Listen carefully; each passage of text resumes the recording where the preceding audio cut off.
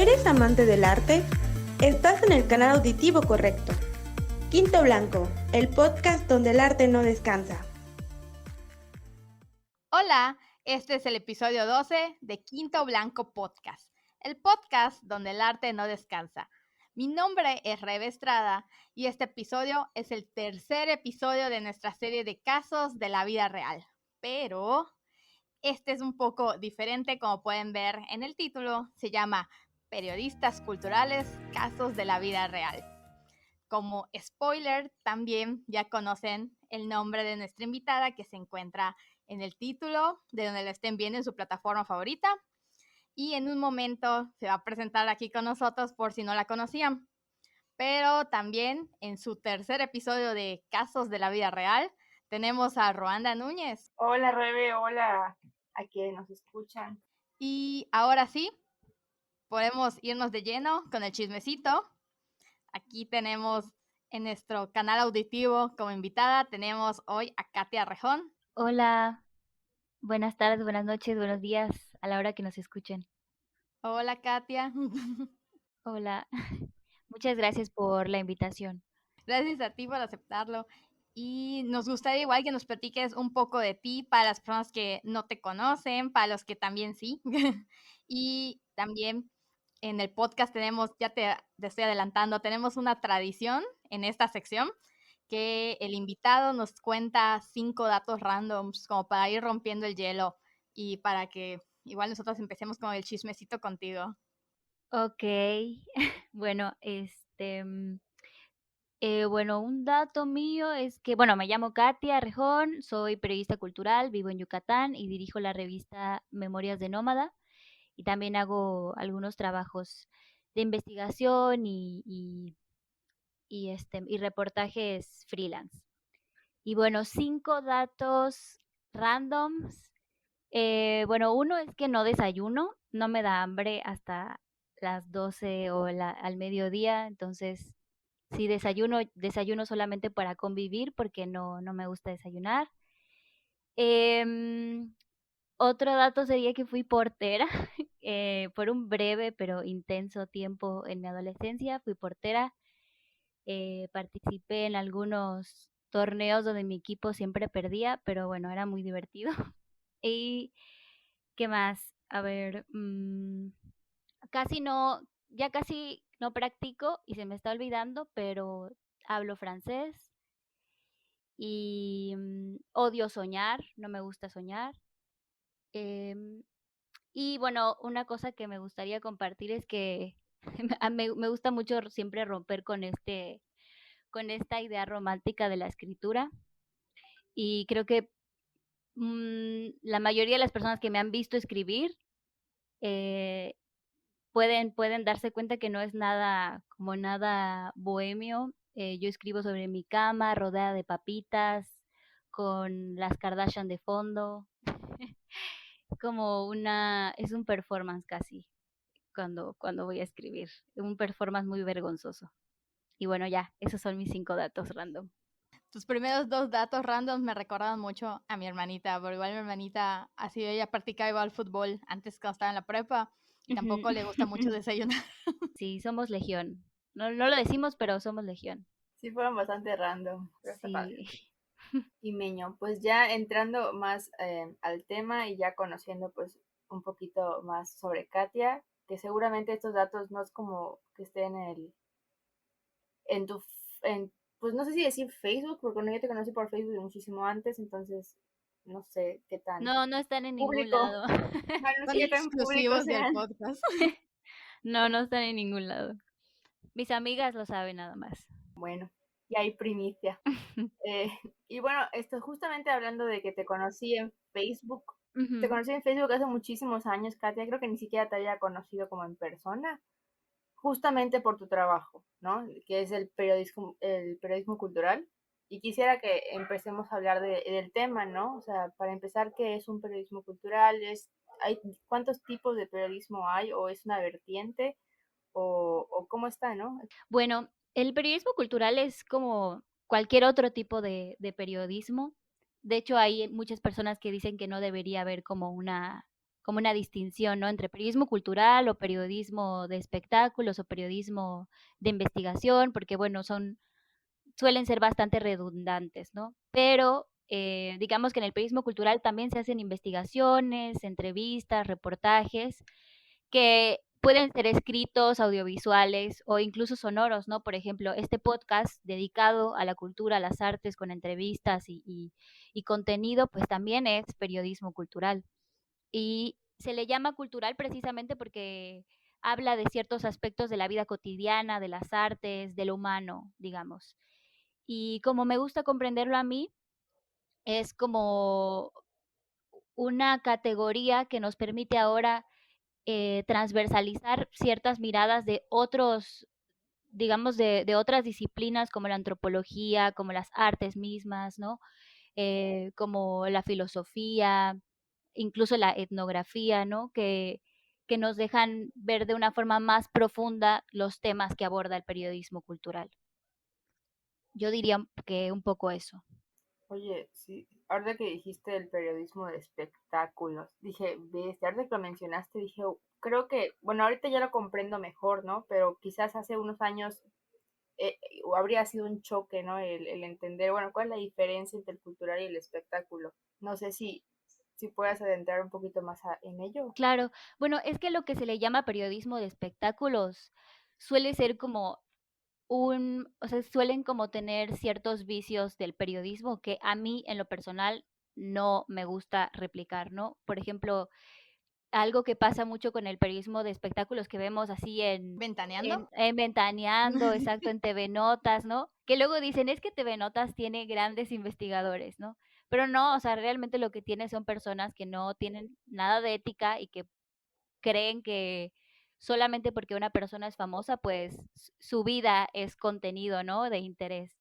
Y como que suelen replicar ciertas dinámicas muy dañinas hasta para las personas mismas, ¿no? Por ejemplo, esté saliendo, no sé, una persona de la cárcel o está saliendo de una relación y ahí están ahí como moscas, ¿no? Empujando y les están diciendo, no quiero hablar, no quiero decir nada y siguen insistiendo. O sea, ese tipo de dinámicas que no solamente son del periodismo de espectáculos, la verdad, o sea, lo hacen en muchos otros casos. Es como, Pero, ay, perdón. ajá. Es No, como no, esto dime, del dime. chisme y del morbo, por decir así. Más o menos. Sí, y no tienen ningún respeto por la persona que estás entrevistando, ¿no? Que eso es básico, o sea, es como ley de ética en el periodismo, ¿no? Ya sea, aunque no estés tratando con una víctima, aunque estés tratando con una persona famosa, o sea, si la persona ves que está cansada, esa es como una opinión muy personal, ¿no? Si ves que la persona está cansada o no sé, o que no quiere o está incómoda, bueno, o sea, tu, tu ética te diría, bueno, no la voy a importunar, ¿no? Pero tenemos esta idea de periodismo de que no hay que hacer todo por la verdad y aunque estemos pasando por sobre ciertas personas, ¿no? Para explotarlas casi casi y extraer de ellas información que le puede o no interesar a la gente. Yo me acuerdo, por ejemplo, que cuando estuvimos en el encuentro zapatista, ahí estaba ya esta Mon Laferte y yo no la quería entrevistar porque se veía la chava muertísima, o sea, se veía cansadísima. Y a mí me daba mucha pena como pedirle una entrevista viendo cómo estaba, ¿no? Pero aún así hubo gente que sí que se acercó a entrevistar y pues ya así como que bueno, ni modo, ya acerquemos el teléfono, ¿no?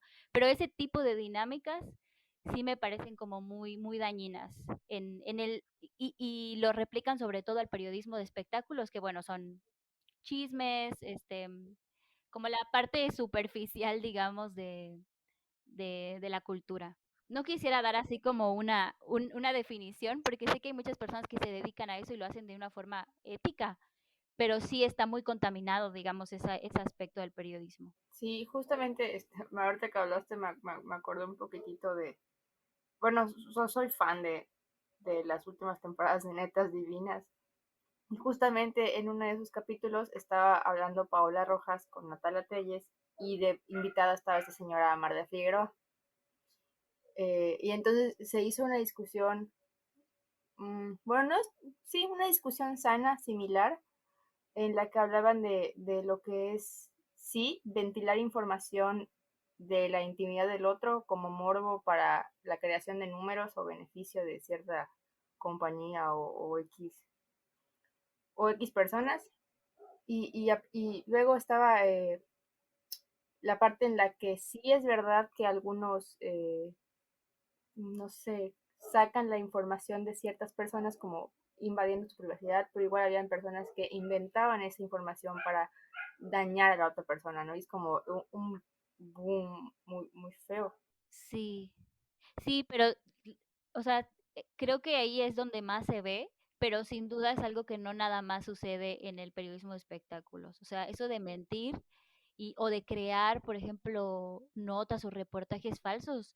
O sea, hasta The New York Times tiene ahí una historia muy icónica de un reportero que era así como el reportero estrella y un día se dieron cuenta de que todos sus, bueno, gran parte de sus reportajes eran inventados. Entonces, ¿Es como de la que sí, película? hay una película, me parece, sí, de ese caso. Sí, sí, sí la vi. Estuvo, bueno, sí, con, ay, se me fue el nombre de este actor, pero ajá, sí la vi, está muy buena, la recomiendo. No, no me acuerdo el nombre, pero la recomiendo. Sí, creo que yo no la he visto, pero sé que existe. Y sí, o sea, como que, mm, o sea, el periodismo, Leila Guerriero lo dice muy, muy bien, el periodismo cultural no existe porque necesita de las mismas cosas que necesita cualquier otro tipo de periodismo. O sea, no importa si vas a entrevistar al director de cine o si vas a entrevistar al defensor de derechos humanos. O sea, de todas formas necesitas como pasar por el mismo proceso de investigación, de hacer tus preguntas, de informarte, de escribir y así. Como que es algo muy, o sea, es parte del proceso de todos los tipos de periodismo. Como que no debe haber como que alguna variante, debe seguir como que una misma línea, ¿no? Claro, claro, sí. Un mismo proceso. Y hablando de Oye, procesos y de, bueno, Rebe, es que, bueno, yo iba a decir, yo iba a preguntar, yo iba a pasar a la pregunta de cómo te fuiste interesando, cómo te fue envolviendo el periodismo, específicamente el periodismo cultural, como para elegirlo, cómo lo elegiste como profesión o cómo te adentraste a esta área. Creo que fue un poco por azar.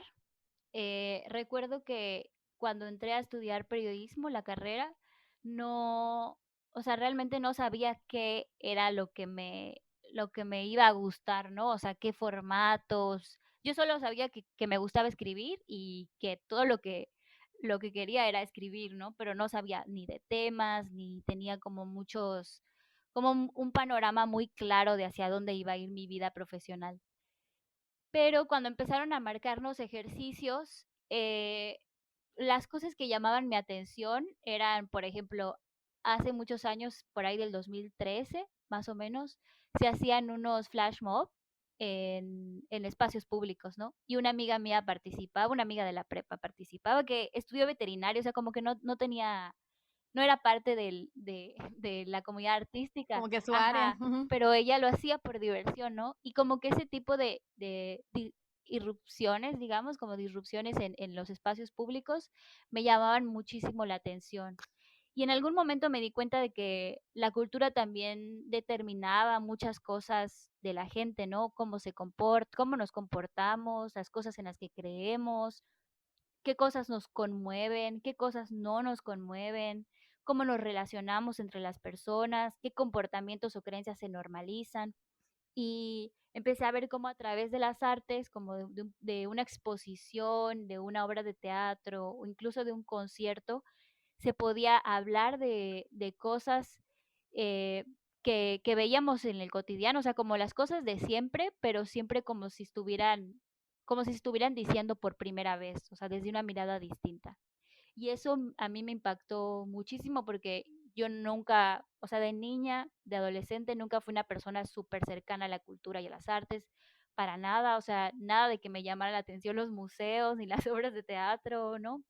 Si acaso la música, los conciertos y los libros me llamaban la atención, pero no tenía como una educación estética, ni artística, ni cultural, ni nada de eso. Entonces, cuando lo veo por primera vez, como que cuando se me enciende la chispa, es algo que para mí se convierte en un antes y un después, ¿no? Como, okey, me estoy dando cuenta de que existe este mundo y llevo, no sé, 18 años de mi vida sin pertenecer a él. Y ahora quiero saber todo de este mundo y pues lo que sé hacer es escribirlo, entonces voy a empezar a escribir las cosas que descubro de este mundo, ¿no? Entonces un poco así empezó mi camino y ya después fui diciendo, bueno, también me gustan otras cosas, también me gusta hablar de salud, también me gusta hablar de sexualidad, de derechos humanos, también me gusta sentarme y hacer solicitudes de información para investigaciones, o sea, como que me fui como abriendo, pero Diversificando. diversificando, pero yo creo que el periodismo cultural siempre va a ser como mi columnita vertebral. Qué interesante, ¿no? Digo, en algún momento, no sé, es como cuando escuchas periodista de manera general, lo primero que piensan son como noticias, noticieros, ¿no? La información cruda. Y luego vas descubriendo, o al menos en mi caso voy descubriendo que no, ¿no? O sea, que no es únicamente eso, que sí existe, y sí hay, se trabaja y demás, pero justamente como tú acabas de decir, ¿no? O sea, hablas de no solo cultura, sino también pues, de derechos humanos, de Creo que salud y te demás. dejé escuchar, Ruanda, o Rebe. Eh, Soy Ruanda, pero... No, es Ah, Ruanda ok, ahorita. ok. ¿Me dejaste de escuchar? En qué Sí, parte? después de que dijiste que también existen esos, pero hay otro tipo de periodismo. Ah, bueno, ok, sí. Decía que existen otros tipos de periodismo y ahorita escuchándote, pues es como diversificas, ¿no? Abres el panorama a otras personas que están fuera del contexto de justamente de los medios de comunicación, periodismo y demás, que pues de alguna manera el perfil de una periodista no se enfoca solo a esta nota roja, ¿no? O en tu caso igual al periodismo cultural y que estás casada con eso y como que no puedes hablar de otras cosas, sino que sí puedes y es bastante variado. Sí, exacto. O sea, eso es muy importante como sí, o sea, si decides dedicarte al periodismo, y por ejemplo hay muchas personas que se dedican al periodismo deportivo, ¿no? Que es otro que como el periodismo cultural o el periodismo de espectáculos se suele ver como encasillado, como, ah, te dedicas al periodismo de deportes, entonces quiere decir que sabes de deportes, pero no sabes nada más, ¿no? O te dedicas al periodismo de cultura, entonces sabes de cultura, pero ni no podrías hacer un trabajo serio, no podrías hacer un trabajo de otra cosa que no tenga que ver con las artes, porque te dedicas a eso porque sabes de cultura o porque eres culto, ¿no? O culta. Y creo que eso ya es así como no, o sea, creo que las personas que nos dedicamos a crear contenidos, a ser periodistas, a ser comunicadores, pues de alguna forma tenemos la base como para explorar varios temas, ¿no? Em, y sí, pues eso, incluso no solamente en temas, sino también formatos. Por ejemplo, a mí me encanta la crónica, me encanta el reportaje, me encantan las columnas, los artículos de opinión son así como lo mío, pero pues igual por mucho tiempo hice notas, ¿no? Cuando trabajaba en la jornada maya, pues hacía 3 notas diarias y no todas las notas eran de cosas que me gustaban, pero pues ahí había como un trabajo de estar también como en otra dinámica, ¿no? Siempre ir a cubrir cosas, hacer entrevistas telefónicas, hacer entrevistas así, 3 entrevistas en el día, o sea, es otro ritmo de trabajo muy, muy valioso que te enseña muchas cosas, pero también está el otro lado, ¿no? Ahora, por ejemplo, eh, 3 años después de haber salido del periódico como reportera, sigo colaborando ahí, pero hago una columna a la semana. Y es así como que es prácticamente lo mismo, pero más lento, ¿no? Y pues en lugar de escribir una nota del qué, cómo, qué pasó, escribo una columna y eso también como pues tiene otras implicaciones, ¿no? Necesito ir al lugar, sentir el lugar, escuchar la voz de las personas, investigar. No sé, es como otro tipo de hechura, pero las dos cosas yo creo que son súper valiosas para la información y pues para que las personas estén enteradas de lo que sucede en general, ¿no? Qué interesante. Oye, y en el camino, a lo largo de tu trabajo, tanto de manera personal, en, pues en tus proyectos y demás, en tu trabajo como colaboradora, como periodista en el periódico, ¿cuáles han sido o nos podrías comentar alguna de tus pequeñas, grandes victorias, algo que, no sé, simbólico para ti de manera positiva? Bueno, creo que mi primera pequeña victoria fue la primera vez que me invitaron a colaborar en una gaceta. porque yo hacía memorias de nómada en, desde que estaba chavita, bueno, tenía como 19 años, pero nunca había, y trabajaba como maestra de prepa, ¿no? Entonces, digamos que hacía entrevistas y hacía como cosillas de periodismo cultural, de una forma muy amateur, obviamente, pero pues nunca, o sea, no era pensable para mí, por ejemplo, pedir trabajo en un periódico, o sea, para mí era así como impensable. Y recuerdo que una vez Tony Peraza, el cartonista, me envió un mensaje diciéndome que habían leído algunas cosas que publiqué en Memorias y que estaba colaborando con una gaceta que se llama La Vieja Guardia, todavía existe, de Félix Ucán, y que me querían invitar para tener una columna semanal. Esa fue para mí así como el no manches, o sea, wow, wow, wow, así voy a estar impresa. Ese fue un momento muy, muy bonito, ¿no? Porque no era algo que yo estuviera buscando, o sea, sí es algo que yo anhelaba, pero yo soy una persona que suele pensar como que las cosas buenas me van a pasar de aquí a 20 años, no el próximo mes, ¿no? Y ten Confirmo, igual ¿verdad? acá tenemos ese mismo pensamiento, Y voy a sí. trabajar duro todos los días y me voy a romper el alma para que en 10 años, pues, ya empiece a tener frutos, ¿no?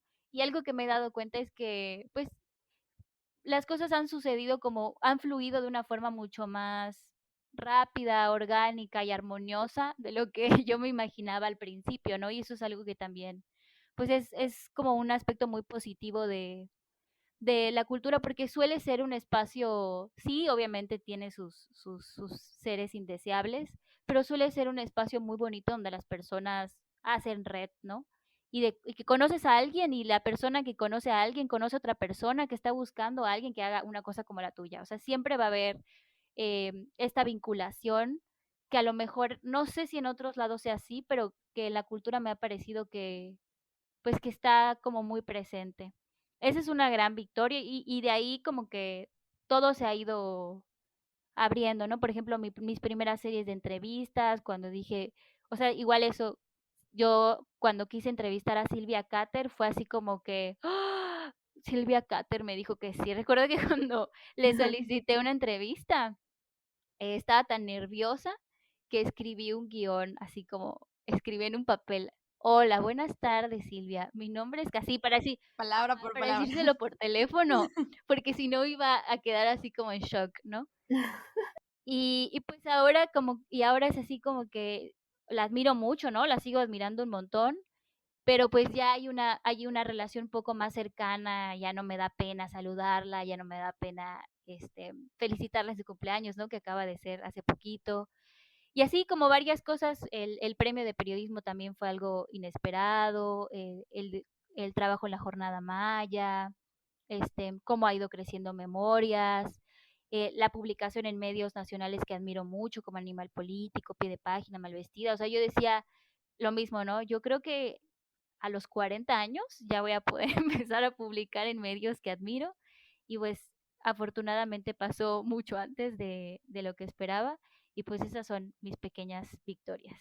Yo creo que toda esa parte que tú dices de cómo es esta parte de la cultura que todos se conectan y luego tú estás buscando a alguien, es igual un poco, volviendo al ejemplo de que siempre ponemos, pues, tipo nosotras con Quinto, de que lo reactivamos Quinto en medio de una pandemia, buscando nosotras volver a conectar con esta parte de artística que ya nos habíamos como que desvinculado un poco. Y pues creo que de la parte de tener esa idea de solo queremos conectar otra vez nosotras con nuestra parte y ver qué está pasando con todos en este tiempo que estuvimos ausentes, Sí. pues de la nada como que empezamos a crear estas redes de que, pues, fulanito, queremos publicar a fulanito que es nuestro amigo. Y luego como que se fue extendiendo y ahorita pues no sabemos, así como tú, como estás diciendo ese pensamiento de que, pues lo vamos a hacer y pues a ver qué pasa en 10 Ujú. años, así como que en un año han pasado cosas así como que hasta nosotros, como siempre decimos, pues asombra de cómo esto ha crecido, de que pues hace un año no teníamos planeado pues un podcast o tener una invitada como tú que estuviera aquí con nosotros platicando, entonces como que todo esto que esté pasando ahorita Ujú. hasta invitarte así como que aquí confesando también.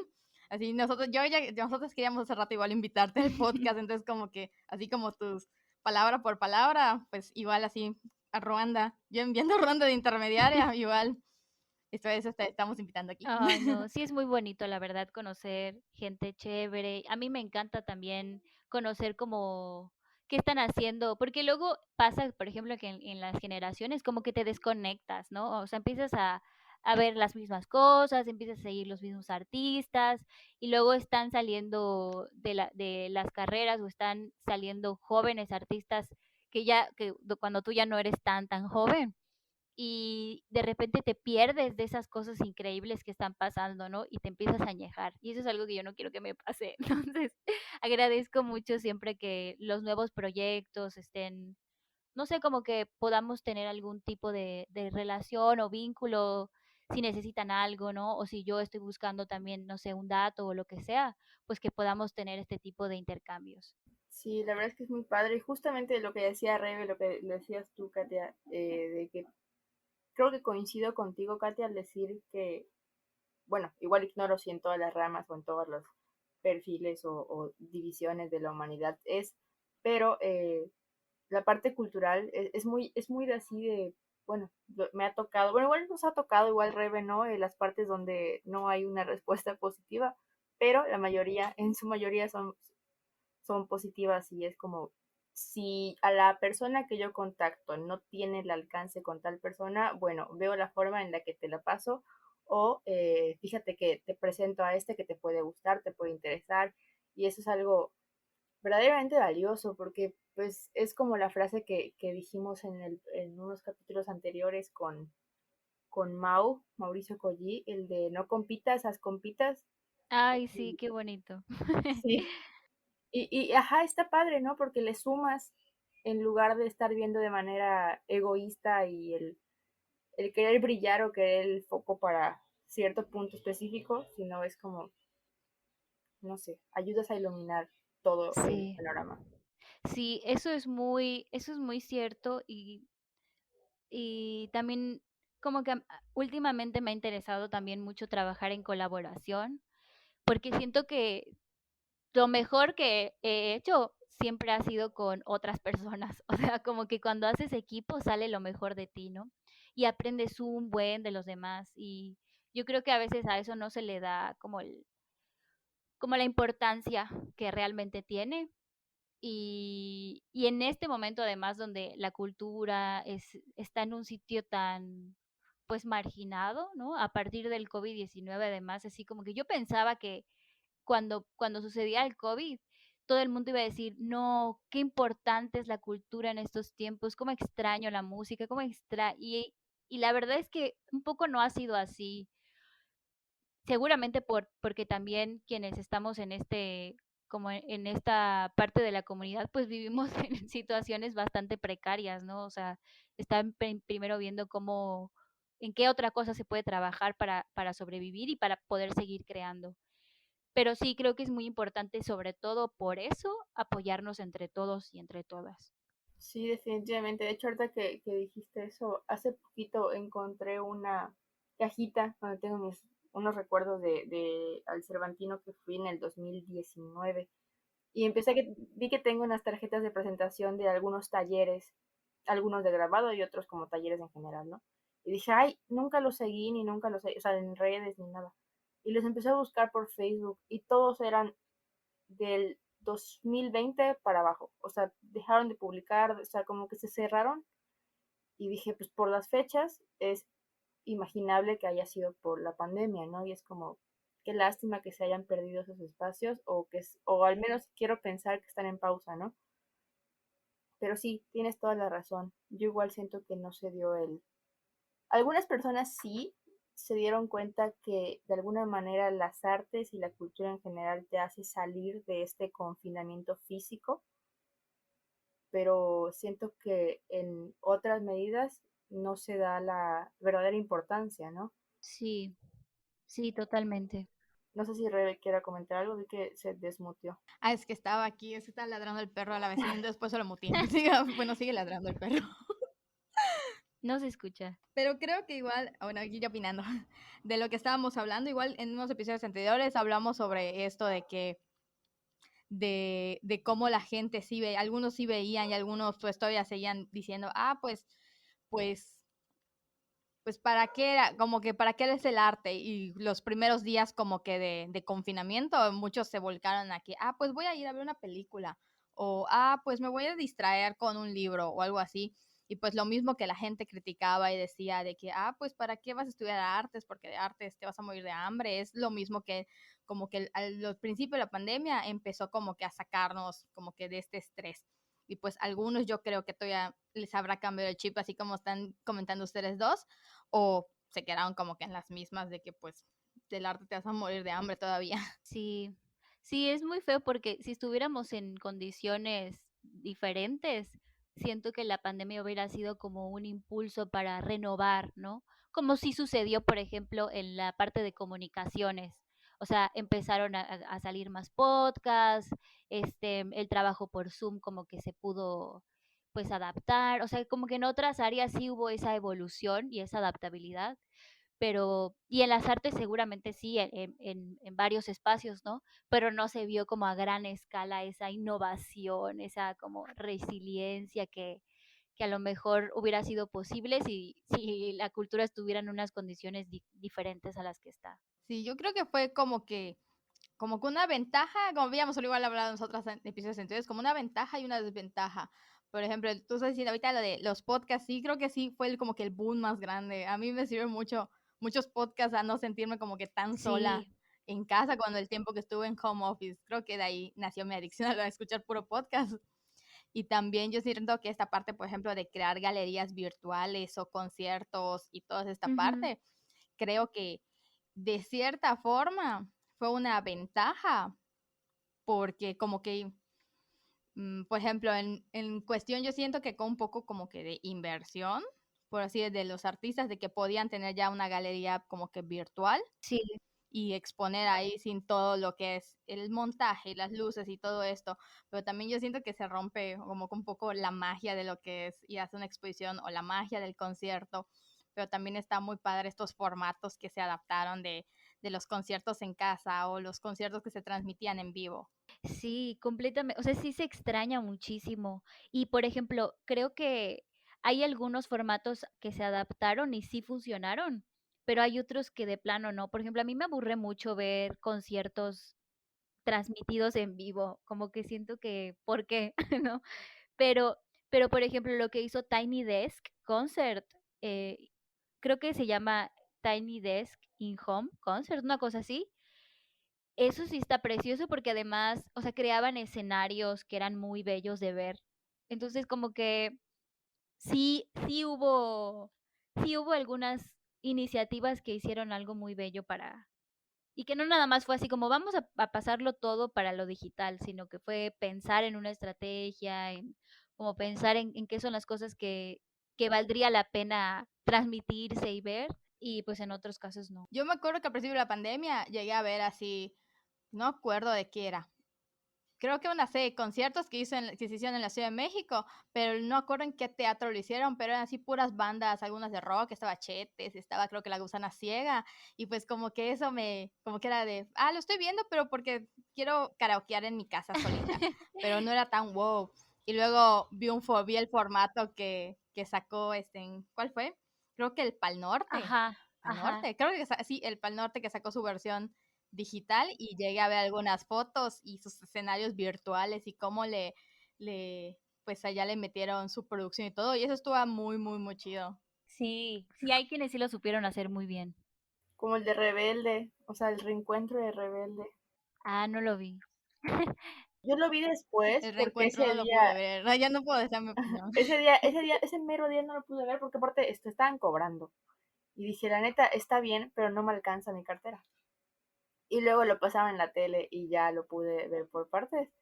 Y es como, la propuesta que te hacen está muy padre porque es pura pantalla verde, obviamente, pero intervenida y con el movimiento y que no sé qué, y súper producido para hacer un concierto virtual. Y a mí no, tampoco soy fan de los conciertos virtuales, pero ese me gustó.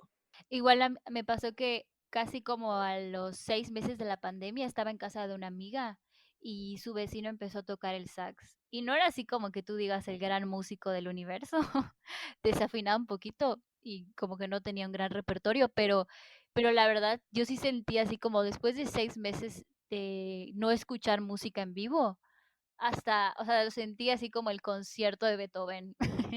Pero y no, y qué fácil es como conectar con las artes cuando lo tienes en vivo, y cuando es en digital es como, no sé, o sea, no me convence, no me gusta el audio, como que te pones un poquito más exigente, ¿no? Sí, creo que aprendes a valorar lo que tenías, ¿no? Sí, exacto. Porque incluso hace poquito me pasó de que, bueno, yo nunca he sido fan del teatro. Ujú, Eh, la última obra que vi fue cuando vino este actor Ignacio López Tarso a hacer el de Picasso, me parece. ujú. Y fuera de eso, creo que nunca había ido al teatro a ver una obra. Y luego no sé cómo estoy hablando con mi novio y fue de que deberíamos ir al teatro cuando se pueda. O sea, no sé, como que Sí, hace añorar el sí, pude haber ido a más y no fui. sí, completamente. A mí me pasó con el cine. Antes no me gustaba ir al cine y ahora es como extraño mucho ir a, a ver una película en una pantalla gigante. Ah, yo era más de conciertos y ahorita me pasa de que pienso, ay, si algún día regreso a los conciertos, no sé si iría tan rápido porque como que ya me acostumbré a como que un poco la zona de distancia y es como que, no sé si tendría tan cerca a alguien, pero sí se me antoja volver a ir. No sé, estoy como que en esa contradicción constantemente. Sí, sí es raro. Ok, ahora cambiando un poquito más el tema, bueno, ya hablamos de las grandes victorias, pero ¿qué tal los pequeños tropiezos? Sí, sí he tenido, no recuerdo así que digas en concreto, pero creo que de las cosas que más me costaron trabajo y no es algo así como que me pasó una vez y ya, sino que fue algo que con lo que tuve que vivir bastante tiempo hasta que lo comprendí y empecé a ver de qué formas lo podía solucionar. Pero creo que uno de los primeros tropiezos fue no saber cobrar por mi trabajo, o sea, como no saber cuánto valía. Y cuando digo que no saber cuánto valía, me refiero a que todavía hasta hoy digo, no sé cuánto valía mi trabajo en ese entonces. Digo, ahora puedo decir, bueno, ahora ya tengo como una tabla, ¿no? De si hago esto, es lo que cobro, esto es lo que saco por hora, etcétera.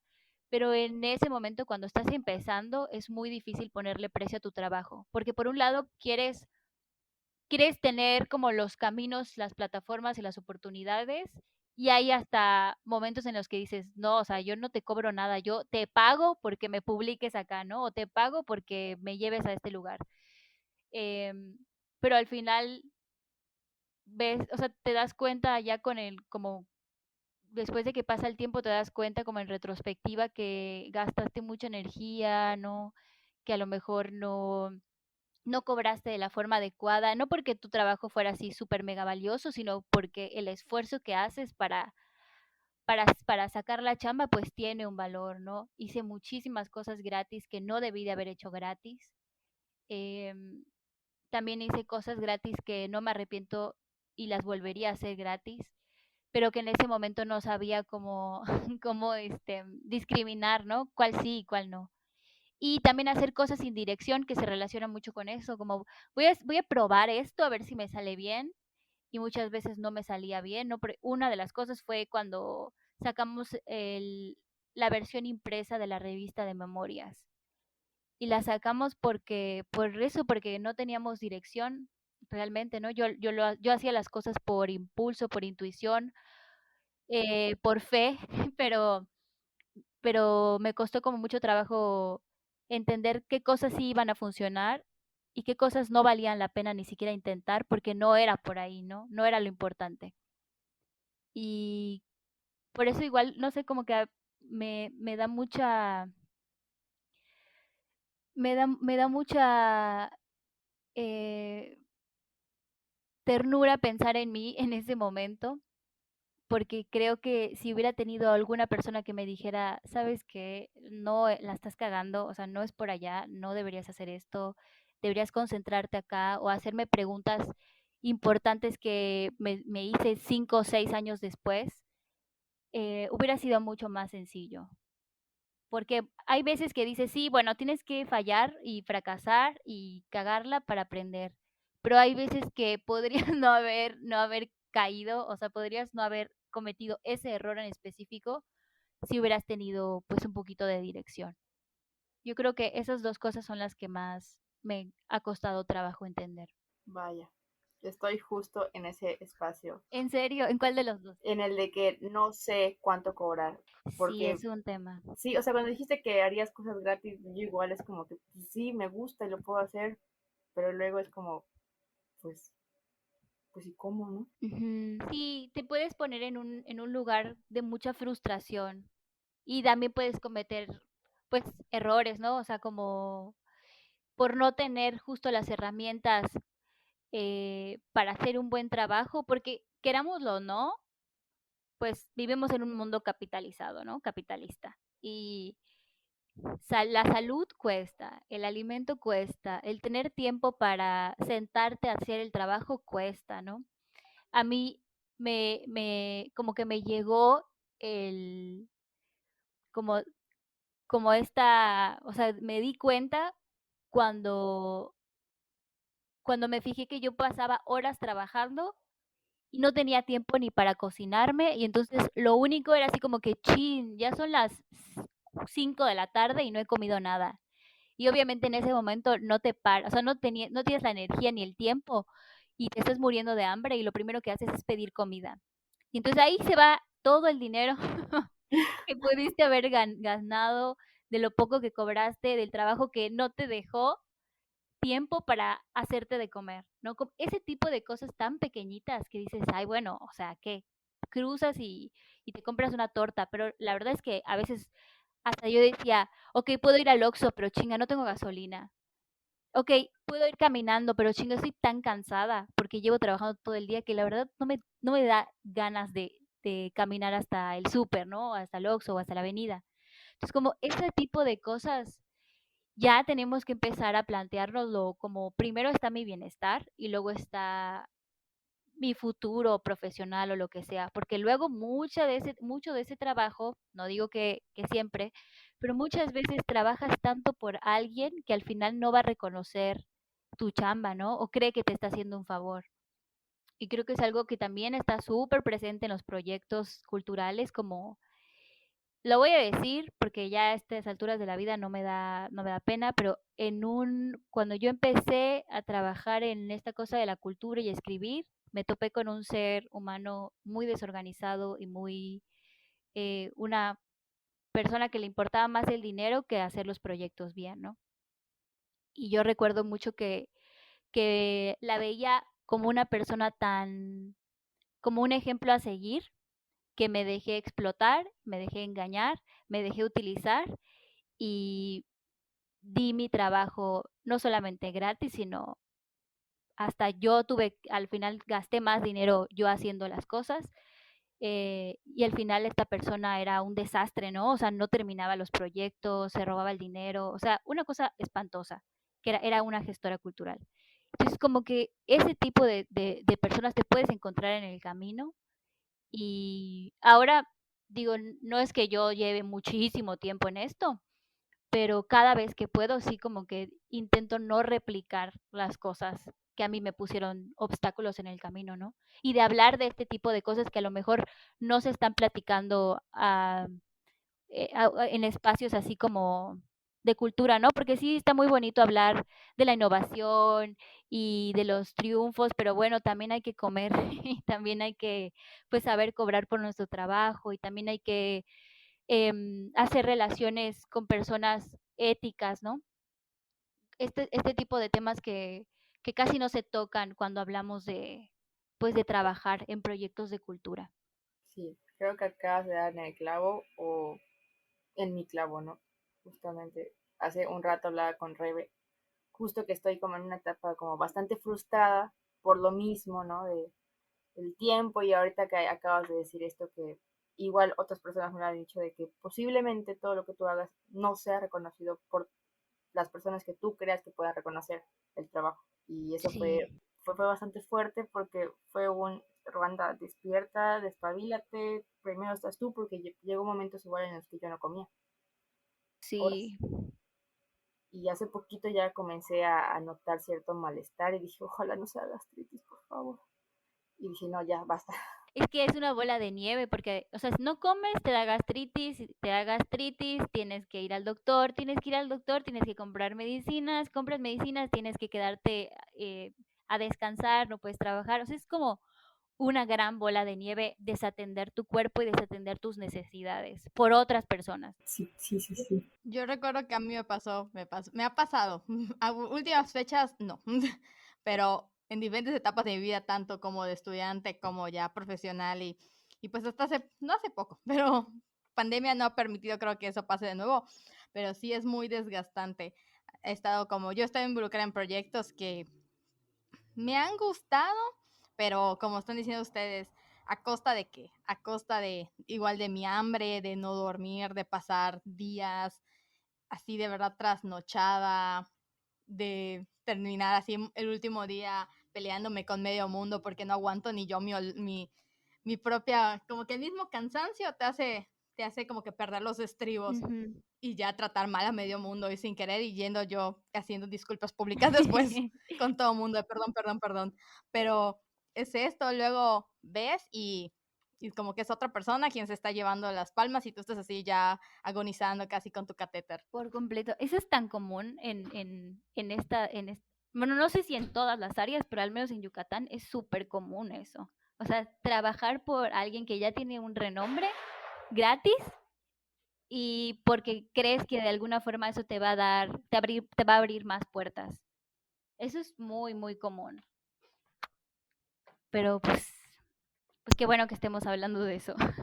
Sí, Sí, creo que es justo y necesario. Y también por allá, que otras personas igual lo escuchen y pues sepan que no son las únicas que han pasado o pueden pasar y como para que se den cuenta. Amiga, no amiga, date cuenta, pero compañero, date cuenta. Sí, sí, hay que romper con eso. definitivamente. Bueno, continuamos. Y ya nos hablaste algunas de las cosas que te han pasado, ¿no? Como las victorias o tropiezos, pero ¿te ha pasado igual alguna anécdota, algo gracioso o alguna colaboración? Hablaste mucho de las colaboraciones, ¿no? No sé si nos puedas comentar alguna. Sí, a ver, estoy pensando. Eh, bueno, la primera colaboración que yo recuerdo así como importante, porque además también surgió como de un impulso mío. A mí me gusta mucho la poesía y por ahí del 2015, bueno, como en el 2014 descubrí a un poeta que se llama Abigail Bojorquez, que es de Sonora. Y me obsesioné, me suelo obsesionar con las cosas que me gustan. Y un día en el 2015 o finales de 2014, no, en el 2015, me encontré con el Twitter de una cineasta que se llama Mónica Luna Sayos. Ahorita ella es la encargada de IMCINE de la región perdón, norte del país. Pero en ese momento yo no sabía quién era, solo sabía que ella había hecho un documental sobre Abigail Bojorquez y le envié un tweet y le dije, me gustaría proyectar Yo no tenía ni dónde, ni cómo, ni nada, y envié ese tweet. Es de esas cosas que no recomiendo hacer, pero bueno, porque yo misma me ponía como sogas al cuello y ya después decía, a ver, desamárrate. Y le envié un tweet que decía, hola, me gustaría proyectar el documental de Abigail Bojorquez en Mérida. Ella era de Sonora, ¿no? ¿Cómo le podemos hacer?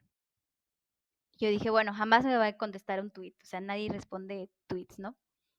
Y me respondió y me dijo, claro, Katia, ¿qué te parece si voy a presentarlo a Mérida? Y yo, claro, perfecto, sí, no te preocupes. Y ella me decía, sí, voy a pedirle, ¿crees que podamos hacer algún tipo de colaboración? Yo le voy a pedir al Instituto de Cultura Sonorense para los vuelos y y pues no sé si tú podrías como gestionar los viáticos y el hotel, ¿no?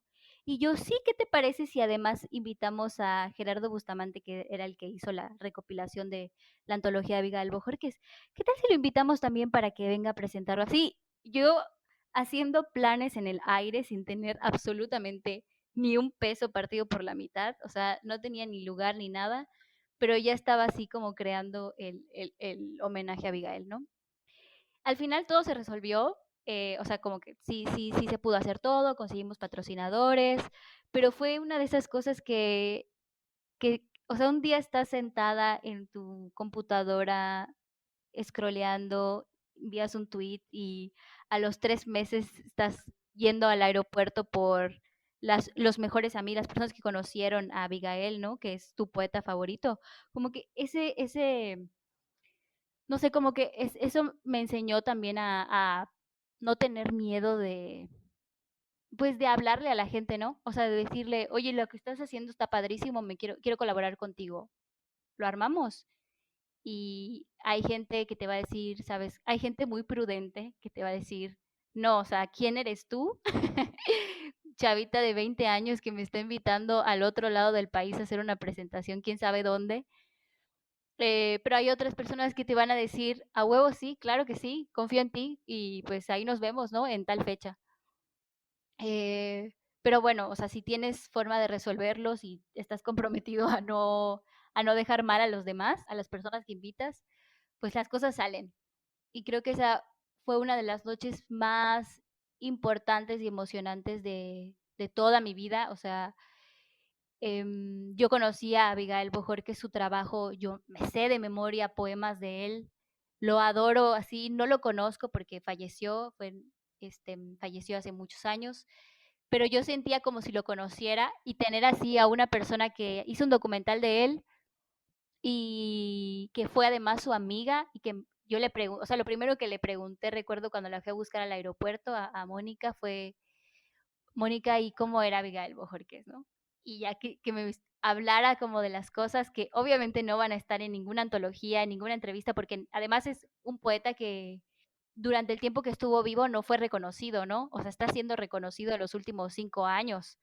Pero antes de eso nadie sabía su nombre porque además era un poeta homosexual y que escribía poemas homoeróticos, ¿no? Entonces fue completamente enterrado por la historia, por la historia cultural de México y tener tan cerca a gente que lo estudió, lo presentó, lo conoció, hizo algo en su memoria, fue como, un chispazo y como de esas cosas que te pasan y te inyectan y ya tienes así como energía y motivación y optimismo y seguridad como por los siguientes 5 años, ¿no? Creo que es una de las cosas, no es una anécdota graciosa, pero sí es de la colaboración más bonita que yo siento que he tenido porque fue la primera, ¿no? Y ahora, Mónica, seguimos como comentándonos en Facebook, ¿no? Yo sigo su trabajo porque ahorita es está en INCINE y está haciendo cosas muy padres. Entonces, no sé, como que ahora lo rememoro y digo, wow, qué imprudente, qué impulsiva y qué tonta fui, pero me alegro mucho de haberlo hecho. Sí, qué buena historia, la verdad. Porque aparte, ahorita que dijiste eso, se me acordó a la frase esta de tía. Bueno, no sé si sea frase de tía, el no ya lo tienes. Exacto, exacto, exacto. Y lo demás ya es A mí me recuerda el de, ay, a mí me recuerda el de sin miedo al éxito. exactamente. Sí, los 2 aplicaron en esta vez. Aunque qué pedo te ibas a meter si no conseguías patrocinadores. No, pero por supuesto, o sea, de todas formas yo tuve que poner parte de mi dinero, ¿no?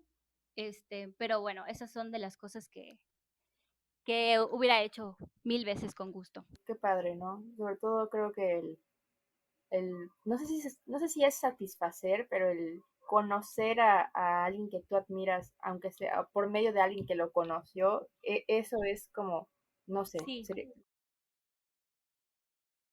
Sí, sí. Nunca voy a olvidar esa noche. Fue además una noche muy divertida porque lo hice con mis amigos. Entonces, no, fue muy bonito. Me sentí muy orgullosa de mí además. no, pues no es para menos. Ah, yo lo escuché así muy bonito, así, no sé, en que lo estabas narrando, fue así, me lo empecé a imaginar. Y son esas cosas igual como que yo digo, como que viviendo al límite en esas cosas de como que armar cosas. Sí, Si no tiene ese rush, no, como que no le da el sí, sabor al evento. sí. Ya no lo hago porque ya como que ya digo, bueno, me voy a calmar. Pero, pero bueno, sí, de repente tienes golpes de suerte. Y también ahorita ya hablamos, bueno, ya te nos adelantaste igual un poquito y ya medio hablaste de Memorias de Nómada. No sé si nos quieres comentar más acerca de de la revista, cómo comenzó, como porque ya nos dijiste que la comenzaste muy chiquita. Sí, pues al principio era un blog. O sea, siempre empiezo a como a hablar de Memorias desde el blog, pero la verdad es que Memorias de Nómada empezó en el momento en el que se sumaron más personas. O sea, en el momento en el que estaba Jovaín, en el que se sumó Luis Cruces, en el que se sumó, estaba en ese momento Johnny Ewan, y otras dos, o sea, eran varias personas que estuvieron al principio. De esas personas pues se fueron saliendo, Jesus también estaba, y de esas personas se fueron saliendo como poco a poco, y del grupo original quedamos Jovaín, Luis y yo.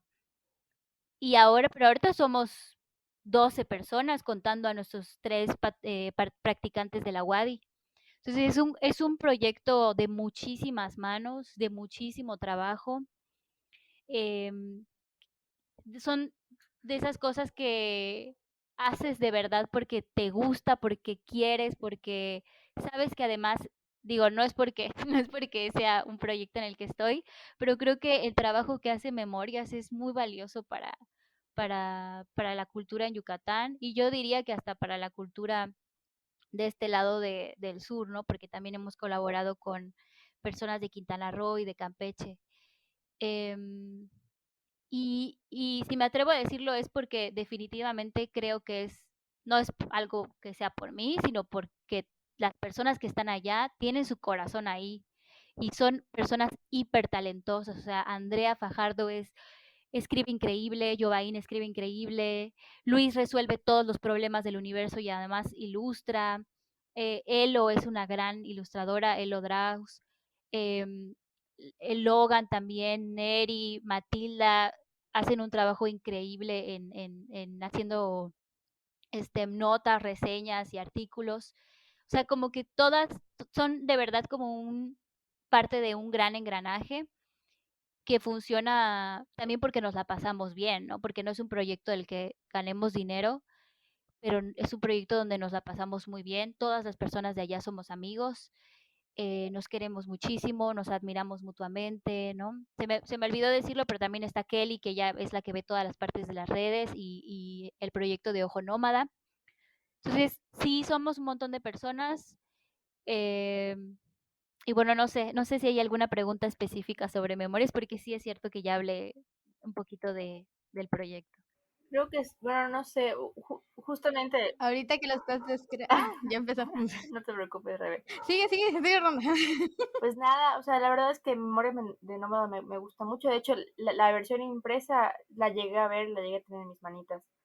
Eh, y ya le di una ojeada y está muy padre. Bueno, y te iba a preguntar, justamente ahorita que me mencionas este Ojo de Nómada, ¿cuántas secciones hay, no? Ujú.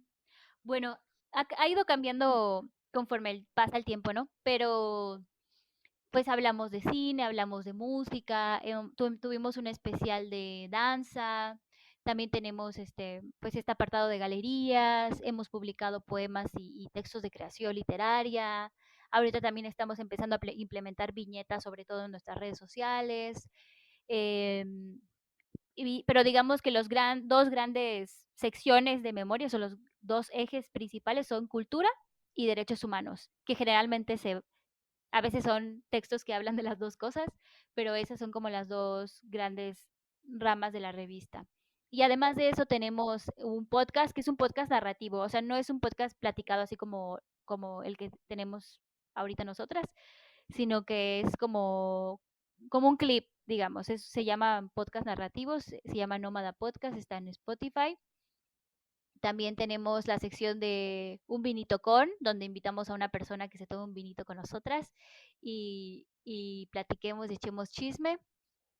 Y hemos dado talleres, hemos hecho círculos de lectura, maratones de lectura, homenajes de poesía, espectáculos de poesía. O sea, nos hemos vestido de luchadores para decir poesía en voz alta. O sea, nos permitimos hacer cosas muy locas en ese espacio. Qué padre, suena muy bello. Yo siento que así como decimos de este lado, aquí en Quinto, como que yo siempre veo sus redes porque sigo a Memorias. y se siente como que el amorcito, se siente como que ese punch que tú estás narrando que le meten así tanto entre, por ejemplo, a mí me llama mucho, mucho la atención en Instagram porque es donde estoy más Ujú. movida. Todas lo que son las ilustraciones y las fotos que publican, como para, eso creo que llama mucho la atención a querer ir y leer el contenido, porque también leo el contenido de Ujú. memorias. Y también lo último que he visto que están implementando, creo que son los TikToks. Igual siento que llama Sí. mucho la atención. Eso me ha llamado mucho la atención a mí. Sí, de hecho los TikToks lo está haciendo Andrea Fajardo, que además tiene mucho carisma. Ella viene del teatro, entonces tiene mucha presencia escénica y sí, o sea, todos estamos como intentando meternos, pero definitivamente ella es como la que trae la batuta. Y sí nos interesa, o sea, nos interesa mucho explorar todos los formatos que haya, ¿no? Cuando ahora hablamos de los podcasts y cuando sucedió este como punch del podcast, dijimos, bueno, queremos también estar en ese espacio sonoro. El TikTok, al principio decíamos chispas, no sé si vamos a vernos ridículos porque somos generación millennial, pero bueno, al final nos animamos y estamos muy contentos con la decisión. Y están bastante bien a eso lo de los TikToks. A mí me gustan. Siento que es como que igual invita a como una parte como que complementaria de lo que están explicando. Lo que ya estén, se me revolvió la lengua, de lo que tienen ya como una nota o un apartado. Entonces, no sé, está muy, muy cool. A mí me gusta, me llama mucho la atención. Ay, muchas gracias. Tengo y no he entrado. Bueno, últimamente estoy entrando, pero pasa de que el algoritmo no me deja salir en 5 horas. Así que voy a seguir a Memorias de Nómada. Sí, síganos en TikTok.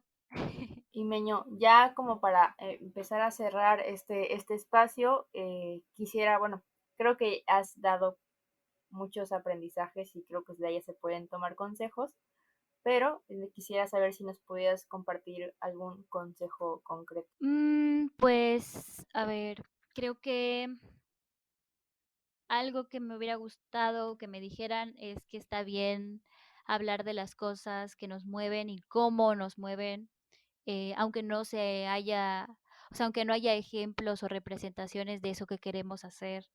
O sea, a veces cuando di el taller de cazadoras y cocineras, algo que pasaba, por ejemplo, era que algunas chicas decían, no, es que a mí me gusta este tema, ¿no? Quisiera hablar de, no sé, cómo las mujeres en el deporte, este, tienen, no sé, algún tipo de problema cuando están menstruando, porque pues la forma en la que se entrena, pues no, pues es una forma muy masculina, ¿no? Con una mirada muy masculina y casi no se habla de ciertas cosas, como por ejemplo lo difícil que es brincar cuando tienes pechos grandes, no sé, ese tipo de cosas, ¿no?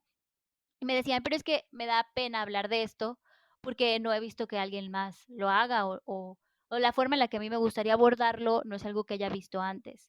Y es como, exactamente esa es la razón por la que lo tienes que hacer tú. O sea, cuando no se haya visto algo antes, es más fácil imitar, es cierto, es más fácil imitar las cosas que ya se hicieron y que sabemos que funcionan y empezar a partir de ese lugar. Pero cuando algo te llama la atención a ti y no estás segura o no lo crees o no lo has visto antes, de todas formas tienes que confiar en ti, ¿no? Y sirve mucho, por ejemplo, conversarlo. Igual, otra cosa que me pasó fue cuando yo pasaba siempre por por esta avenida antes de la Colón, donde está la casa de Jules. No sé si ustedes conocen la casa de Jules. Mm, no. No Es una ubico. casa que tiene como 3 pisos y parece como un vivero gigante. Ah, oh, sí. Ya Ah, saben. la que está por el estadio. Bueno, Exacto, está escondidita, exacto, ¿no? por el Ujú. Estadio Salvador Alvarado. Y yo siempre pasaba por allá y decía, quisiera escribir de esta casa, pero a nadie le va a importar. O sea, como que no es un tema, ¿no? O sea, ¿cuál es el tema aquí? No es ajá, ¿qué es Jules? No, nadie va a entrar a leer algo que hable de una casa rara. Y cuando después pasé con un amigo y me dijo, siempre he tenido curiosidad de qué es esta casa. ¿Es una boutique? ¿Es un vivero? ¿Es una casa museo? ¿Qué es, no? Y yo decía, no, pues yo me pregunto lo mismo, pero pues, quién sabe, ¿no? Ya la tercera vez que mi cuñada dijo, ¿alguien sabe qué es esta casa? O sea, cuando ya eran como 3 personas las que me habían dicho eso. Dije: "No, o sea, tengo que escribir de esto", que pensaba que no le iba a importar a nadie, y ha sido una de las notas que he escrito más leídas que de todos, ¿no? De todo lo que he escrito. Y además, de vez en cuando siempre hay así como una foto de esa en Facebook y alguien pone el link de: "Acá está la respuesta de quién es esta casa", ¿no? Entonces, como que siempre escuchar a la intuición y si no estamos seguras, pues podemos conversarlo, pero no se replieguen el no lo voy a hacer porque nadie lo ha hecho antes. O sea, esa es exactamente la razón por la que lo deberíamos de hacer. Te confieso que no sabía de la existencia de este texto y ya lo busqué en Google y lo voy a leer porque soy de esas personas. Igual mis hermanitas, como que, ¿quién te imaginas que vive en esa casa? Y así. Sí, chéquenlo, se llama, El misterio de la casa de Jules, el texto. Del 2017. Yo tengo una frasecilla por allá que así parecía la tuya. Bueno, no, a lo que estamos narrando. Ujú. Sí. Ah, bueno, estaba diciendo que yo tengo una frasecilla por allá que últimamente me repito mucho, que es sobre, y creo que no me acuerdo si a quién se lo dije, no me acuerdo si a Ruanda se lo tengo dicho, pero es así de que quieres ser te quieres ir a hacer lo mismo a un lugar donde todo el mundo hace las cosas, aunque esté más fácil, pero todo el mundo lo está haciendo, o quieres ser el primero en un lugar y hacer lo que te estás proponiendo, aunque te cueste un poco más. Entonces, en que estás narrando todo eso, como en lo que estabas contando ahorita, como que en mi mente se me atravesó como que esta frase que últimamente me repito mucho a mí.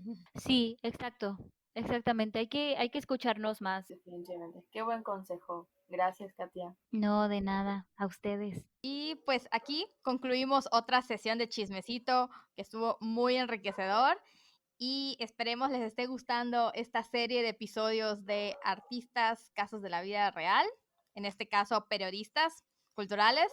Y nuevamente, Katia, te agradecemos mucho que hayas aceptado la invitación, que te hayas unido al chismecito en nuestro estudio intangible todavía. Y no sé si quieras compartir con todos tus redes sociales personales y tanto también las de Memoria de Nómada para que todo el mundo lo siga. Va. Pues a mí me pueden seguir en Twitter como Katia Re, con doble E, en Instagram como Ola de Fuego, y a Memorias de Nómada los pueden seguir así, Memorias de Nómada en Instagram, Facebook, TikTok y Twitter. Y nosotros les recordamos que pueden seguir a Quinto Blanco en YouTube, en Facebook, estamos así como Quinto Blanco, y en Instagram estamos como @quinto_blanco. Y si también nos están escuchando en Spotify o en cualquier plataforma de audio, estamos como Quinto Blanco Podcast. Y nuestras redes personales son... La mía es en Instagram, @ruanda_mx. Y yo estoy en Instagram y ¿en dónde? En Twitter y en TikTok estoy como rebebe_es14. Finalmente, que no olviden, como siempre, que nos pueden escuchar Mientras esperan entrar a su clase. En la hora nalga de la oficina. mientras están alimentando a su gato que no deja de llorar. Y recuerden que... Que el periodismo cultural tampoco descansa. Y aquí ya se acabó nuestra sesión. Adiós. Bye.